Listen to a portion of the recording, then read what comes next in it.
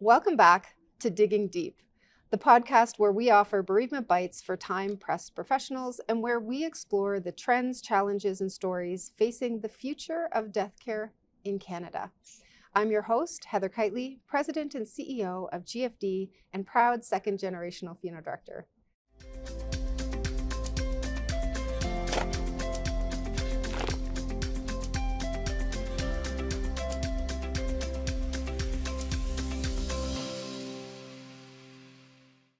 Today, we are recording live from the Alberta Funeral Service Association AGM and conference in the beautiful Edmonton, Alberta.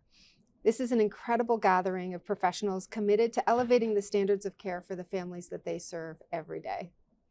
In this episode, we are going to discuss how death care professionals can provide ongoing grief support for the families that they serve. Our guest will walk us through their guidelines on how to support families through the hardest time in their life, how to remember their loved ones after the funeral, and how aftercare is evolving to meet today's emotional and practical needs. And we're also going to talk a little bit about the future. Before we jump in, if you're enjoying the Digging Deep podcast, make sure to follow, leave a comment, and share this episode with someone in your life who might find it valuable. Your support helps us to keep these important conversations to the forefront. Joining me today is Todd Reinholt. Todd, welcome. Thank you. Todd is a licensed funeral director, funeral celebrant, and grief recovery specialist. With over a decade of experience and service to over 1,800 families, that's a lot. Yeah, that's amazing.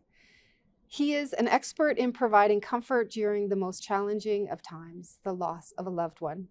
His passion for the profession goes beyond his work as a funeral director and funeral celebrant. He is also the founder of Life Celebrants International, an organization dedicated to training and certifying funeral celebrants across North America. And I know many of my colleagues have attended with you, so that's great. Todd is also a professional speaker and educator, giving presentations at conferences and events about the funeral service profession.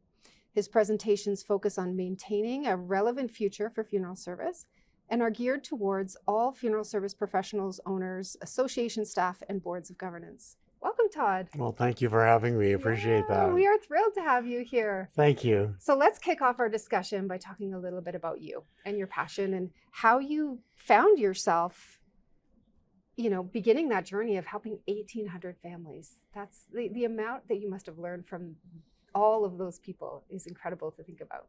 If I could write a book. Right? If I could write There's a book. an idea. Right. Oh, there's an idea. I'd probably be sued. But so it all began back in 2007. This hasn't been lifelong for me. The loss of a stepson. What were you doing before then, though? I was a director of human resources out in Vancouver for the Vancouver Club, a hoity-toity Oh my goodness. rich man's club. Yes. Interesting. And I was sorry. in healthcare administration as well. We are at risk of digressing there, so we'll keep you on track. Okay. But I that's do so have interesting. ADHD, so yeah, please keep me on track. Well, and our listeners know that we kind of ramble a little bit here sometimes and go off of these different different places. But I am curious as to how you make that shift from a relatively conservative, background and profession into what you do today. Since childhood, I've always been a bit of that caregiving side to me, that empathic, wanted to look after people. Comfort people. I remember even comforting my little grannies when I was 5 years old, bringing them little gifts and, putting their shawls on. And so that's always been something of interest to me. And the funeral profession, when my mom passed, I considered it, but we had children then and it wasn't a good time to make that change. But when Caleb died and our funeral home kind of bailed on us. Oh my goodness. And I just started making arrangements. As a human resources director, I arranged this whole funeral. Well, there's transferable skills. That's interesting. Right? Go ahead. And that's kind of where it all began. So I went to Mount Royal University to get my funeral directors and embalmers. And following that, I heard this role of celebrant, and I thought, God, what is that? And it's really about doing celebrations of life, non-religious ceremonies. I didn't know whether I could do this, whether I could speak publicly, whether I could help folks. And here we are. It's actually 2,200 families now. Wow. It's really grown. And it was so natural for me. And it's really not. People look at celebrants as they think that they are the masters of ceremonies, Right. but we are a caregiver. We are caregivers. We look after those families from the moment we meet them, that family meeting and planning the funeral. And it just, there's something so fulfilling about that for me, that every family, every situation I approach from a place of love, and it's never failed me. Not once. Not once. And so, I mean, that element of love, I think, is something that is pervasive amongst our sector, right? Like when I talk to, you know, so many different people who serve in this capacity, that word love comes up so often. And I think it's so important because when you're dealing in the kind of work that we do, you're dealing with everybody, right? And so if you haven't got that if you're not leading with love, it's really hard, right? If you lead with judgment, things become difficult. And so I think that of all of the words that I hear as it relates to funeral service, that word love is so important. It is important. Love and compassion and empathy, and you can't make that up. Families are going to feel it. If you're not feeling it, they're not feeling it, right? It has to be authentic, right? It has to be authentic, right? Well, and I think you and I had a conversation about this. I think it might have been last night, where we were talking about how some funeral directors do have that. Some funeral directors have that capacity, like they have different capacities to be able to Right. to take on those different pieces. So you're starting off in the funeral business. You have a whole career elsewhere. And you start really from necessity, out of a great loss of your own, which must have been tragic and traumatic for you. How are you then moving into the grief space and caring for people in that capacity? So what came first? Was it funeral director, Celebrant, grief therapy? Yes. Is that Yeah. how it went? So Talk a little bit about that. the grief recovery, that came after I began as a celebrant. I took that training more so that I could understand grief, that I could understand these families and what they were going through. I thought I always understood grief, that, oh, it's sad and sadness and people crying. And going through it yourself. Right. Right. But it's so much more complicated than just sadness. There is this gamut of emotions, anger and stress, like you name it. And I just wanted to understand it better. So Yeah. I took that certification to understand it better, and found myself wanting to educate about grief, and in every funeral service I officiate, I educate on grief. I put a section in there about what's going on in your hearts, and these people that are in the congregation, it is hitting something with them, because our ceremonies are not about, dead there in heaven. They are about life here on earth, right? As a celebrant. But let's pause on that for a second, because and I truly believe that grief and loss is a natural, it's a human biological experience, right? And I Yes. know that there's so much we don't know about that biological experience as it relates to, synapses and all of that stuff, and rewiring in your brain. So if this is something that all of us go through, why is the education piece so important? Like how did you get to the point of saying, okay, this is something that I've gone through and everyone's going through? When you started to get educated about that, what happened there with that connection that you thought, okay, I need to start educating everybody about this? Because nobody wants to talk about it, because it is so painful. Because it hurts so much. And people with that pain, they feel it's weakness. They feel like, oh my God, something's wrong. The thing about grief is we have no choice. When there is significant emotional loss of any kind in life, whether it's the death of a loved one, whether it's a loss of a job, a divorce, a loss of a friendship, you grieve. You naturally grieve. You have no choice. And people aren't comfortable with that because it's painful. So they don't want to talk about it. Yeah. And I think that the more we talk about it, the more we normalize it, that this is a natural process, like a sneeze, like anything else that we're going through. You can't help it. Yeah. It is real. And people got to be okay with that. Even in funeral services, I'll say, it is okay to express what's going on in your hearts today. That is an important purpose and part of a funeral service. And then I'll look at the teenage boys in the crowd and say, and you too, I want you to know it's okay to cry. Nobody's the hero here today except Grandma. Grandma's the hero. It's okay to cry. And when you give them that permission, yeah, I think that is part of the healing, is to release that. And so many people, especially the male gender, they're scared to let that be because they look at it as a sign of weakness, and grief is a sign of love. It's not weakness. That's It true. is this gift. Ironically, it's a painful gift, but it's a gift that represents what that relationship meant to us. You can't love without grief, right? Yeah, Yeah. it's the opposite side of the coin, love and That's true. grief. Yeah. Absolutely. Yeah. Amazing. So I think that we need to educate people, and that's why I travel around doing that, just to let people know that what they're going through is, you're not going crazy. This is absolutely normal. Yeah. The only way through it is through it, Yeah. not around it, not underneath it, not avoiding it. It's like that childhood, what is that I learned that song at camp. I can't remember it now. I'm at risk of breaking into sleep. You can't go over it. You can't go under it. Got to go through it, right? Got to go through it. You have to go through it, and it ain't going to feel good. It's never going to go away. Yeah. Grief will never go away. It becomes a part of you. It becomes bearable, livable, but you will always miss that person, always, till you take your last breaths. Thank goodness you will always miss them. Yeah. What a testament to that relationship. But it's not going to feel so heavy as it does at the time of loss. I think too, what you're doing with education is you're removing the pathology around grief, right? Because I've seen over the last little while, there tends to be this, and you touched upon it a little bit. I use the word pathology around it because it's like there's something wrong with me, right? Yep. I must have some kind of mental illness because I'm having these moments. My dad died in last April, and I even though you know this stuff, right? Like, I mean, generational funeral director, you understand what people go through, you see people go through it, and then you're going through it and you're like, I do feel crazy, right? It's just like different. At the randomest moments where all of a sudden you just feel that overwhelming sense of loss, and like at the worst possible time, right? Yeah. And I think that it's so easy for people to think there's something wrong with me. Always. And they do think there's something wrong. And folks flock to doctors' offices and I need an antidepressant. Well, you're not depressed. Yeah. You're not depressed. You're grieving. Yeah. And this too shall pass. This too shall pass. But we get impatient. We want it to end. I have families that say, okay, when does this end? Well, I don't know. Yeah. You'll know when it ends. For some, it gets better sooner. For others, if it's a complicated situation, if the relationship was complicated with whoever you've lost, that one may take a little more work to get through. And does it grief. end, or is it just a change, right? Does it just change over time?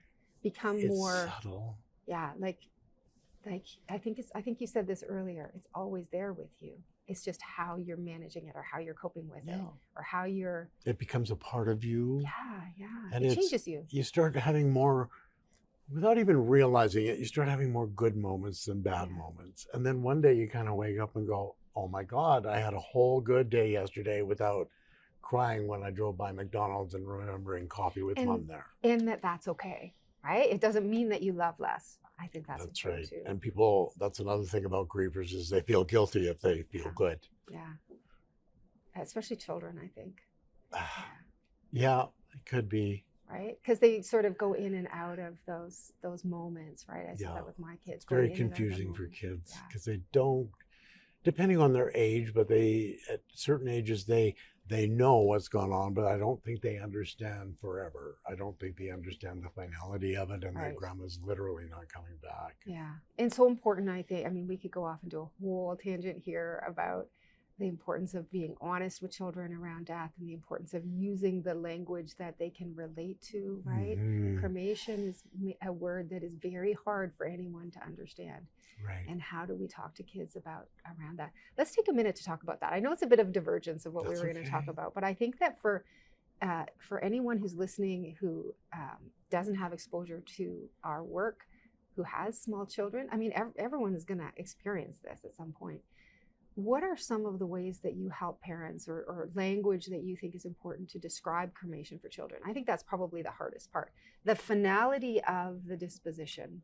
So whether it be burial or cremation. Let's start with cremation, then talk about burial. What do you think? Yeah, so, oh my goodness, I guess it depends on the age of the child. And we kind of talk about that there are different things that can happen with bodies when they die.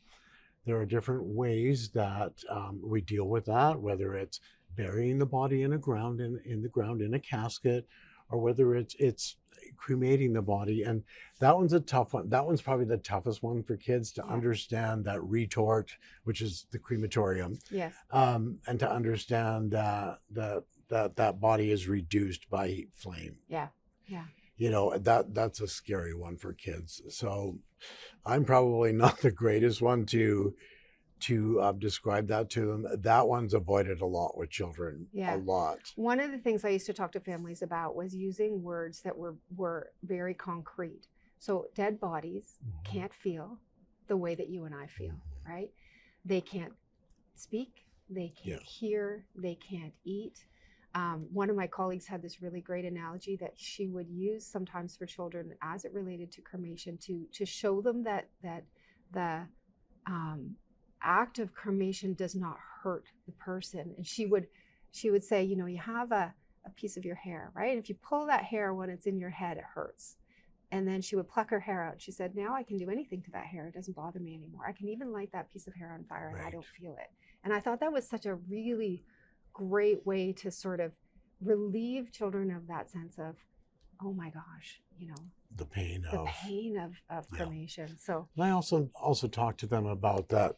What you see here with grandma or grandpa or mom or dad this is a vessel that carried them throughout their life. That is all that this is. The rest of them, their kindness, their love, their smiles, their laughing, none of that is there. That is here now. You own that now, but it's not there. That is just the vessel. They can't peel that. Yeah. And hard to have these conversations, but so important to have these conversations because it's like anything.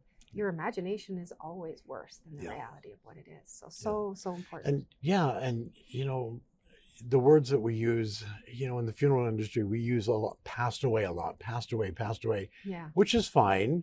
I use died a lot as well in the funeral because I think that there's no mistake in what died means. Yeah. They haven't gone to sleep, right? Right. Sleeping. I when I was a funeral director, there are certain religious affiliations that say so-and-so is sleeping. Yes. Yeah. And I've seen young children go, what? Grandma's sleeping? Go wake them up, right? Go wake her up. Yeah. And, you know, Grandma's not sleeping. Well, she is, but, you know, in a very deep sleep. She ain't waking up. I always throw a little humor into funerals as well. It's so important, right? It is so important. Okay, so we have 5 minutes left. So let's, because already, I know, that's right? it? I want to go all day. What do you mean? I could talk about this stuff all day, right? It is something that touches everyone.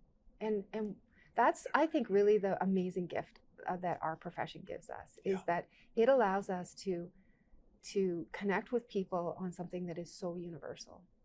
It's going to happen to everybody. So let's take our last couple of minutes to, I'd like you to talk to any of our death care professionals who might be listening.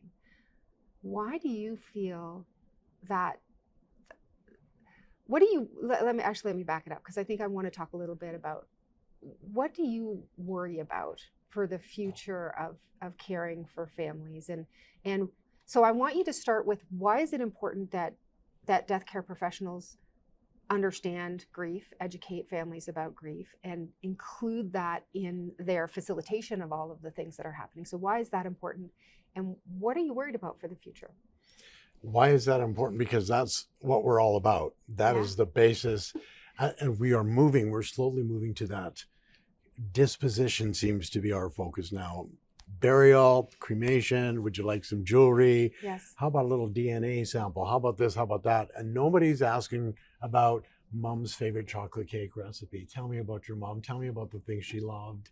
Tell me about the things she hated. And we know that 35% of Canadians are sort of unsure of what they want to do around ceremony, right? So we know 50% want to do something. They have some kind of idea of a ceremony. But there's a whole 35% of people who really don't know. Or don't want. Or are not sure, right? I think the number that is don't want is around 11%. It's actually people who are convicted about, or yes, I absolutely do not want. I think there are definitely a smaller number, but there's a whole bunch of people who aren't sure. And I think that uncertainty comes because of society today, right? We don't talk about this stuff to your point. So And I think a lot of that has to do with people have learned not to like funerals and ceremony. Ceremony, as far as I'm concerned, is so important. That coming together of the village, that safety net where the group gathers, they share memories, they grieve together, they support that family. There is something so healing in what goes on at that ceremony. And it may not be obvious right at first, but oh my God, without that, I think our numbers are about 35% of folks are just having a direct cremation now, mail mother's ashes to us when you're done. Mm-hmm. A lot of our folks aren't even seeing families anymore. They're doing all of this online. Mm-hmm. Yeah, we I talked think, about avatars. yeah, avatars, hello, Lisa, you have my condolences. Welcome to. Right. Yeah. I understand that you have lost your mother, Shirley, and I don't know if the next generation wants that, but to me, we need that human connection. We need to surround one another during times of loss to support one another. And one of the examples I will use is that when we were little kids, it was always scary to walk home alone in the dark. Mm-hmm. If you had a friend walking beside you in the dark, it always felt safer. It always felt better. Yeah. Well, you know what? We are those same damn kids, just in adult bodies now. It's still scary to walk alone in the dark. Yeah. You need that friend holding your hand, supporting you, or those 200 friends. It is the most important part of the funeral, not that casket, not that beautiful urn or those floral arrangements or those egg salad open-faced bunwiches at the end. Bless their hearts. It is those people that are there that love you and loved your loved one, and they're there to support you and walk you through this journey. And I think that the move to digital is something that is coming. I don't think and I think that the next generation is going to want an element of that. But I think that the message here for our folks is to make sure that the human pieces that go along with that are not lost. Yeah. Right? A lot of arrangements now are done. I have a friend that works in a direct cremation business. He said, I never meet the families. They log in, tell us what we want online. They sign it by DocuSign. We transfer the body, we cremate the body. Cremated remains are then shipped out to the family by Canada Post, and that's it. And if you never have exposure to, so I want to bring our listeners back just as we close here to 2,500 families. That's how many families. So you've seen this over and over again 2,500 times. I've seen this play out, probably the same number in my career. But most people don't have that experience, right? Most people, or some people, can go their entire lives and never even see what a celebration looks like or what a meaningful celebration looks like. And so how do they know? How do they know when they're doing their online? How do they know what they're missing, right? How do we help get that message out? And I think it's our funeral homes, our funeral directors, we need to educate them. And I've watched I sit in and mentor some directors sometimes making arrangements, and it never comes up. The family says, we don't want a service.